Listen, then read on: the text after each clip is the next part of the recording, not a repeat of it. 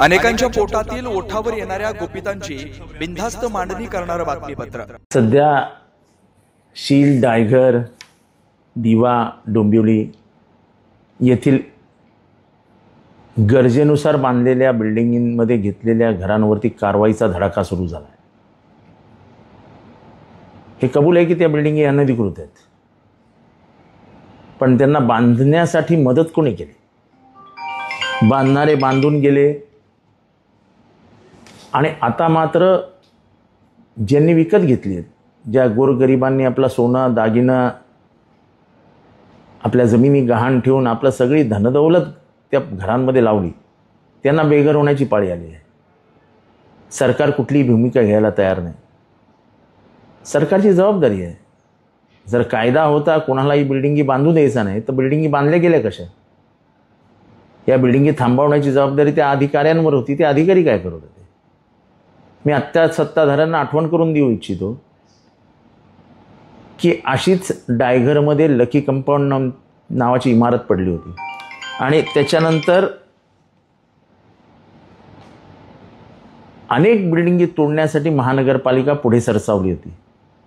ठाण्यामध्ये, मुंबऱ्यामध्ये, शीळमध्ये अनेक इमारती पाडण्यासाठी महानगरपालिका पुढे सरसावली। तेव्हा आम्ही सगळे पुढे आलो।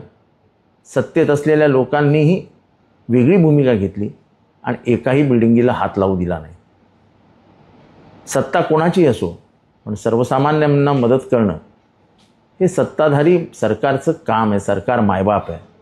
जर मायबापच डोळे बंद करून बसणार असेल तर मग लोकांनी जायचं कोणाकडे? आज आश्वासन दिलं जाते काय होणार नाही, काय होणार नाही, पण होताना तर सगळंच दिसतंय।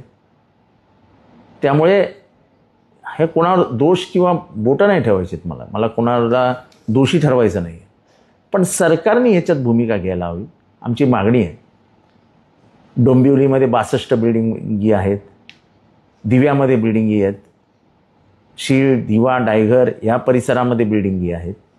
या सगळ्यांवरती कारवाईचा बडगा आहे। लोक रस्त्यावरती येऊन बसलेली आहेत।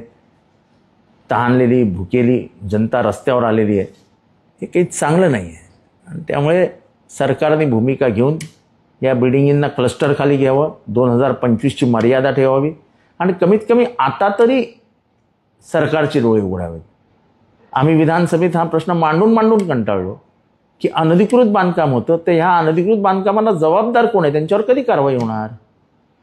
त्यांच्यावर कारवाई नाही, पण ज्यांनी घरं विकत घेतलीत त्यांना काय माहिती आहे अधिकृत आहेत का अनधिकृत? सगळ्या अशिक्षित लोकांनी ही घरं घेतलेली आहेत, ज्यांना कायद्याचं ज्ञान नाही। आज त्यांचा पूर्ण घरसंसार उघड्यावर आला आहे। सरकारने दयाळू मायाळू बनावं, सरकारने मायबाप बनावं आणि ही घरं वाचवावीत, एवढीच त्यांना विनम्र विनंती आहे। मंत्री तर नगरविकास मंत्री माननीय एकनाथ शिंदे हे तसे दयाळू मायाळू म्हणून ओळखले जातात।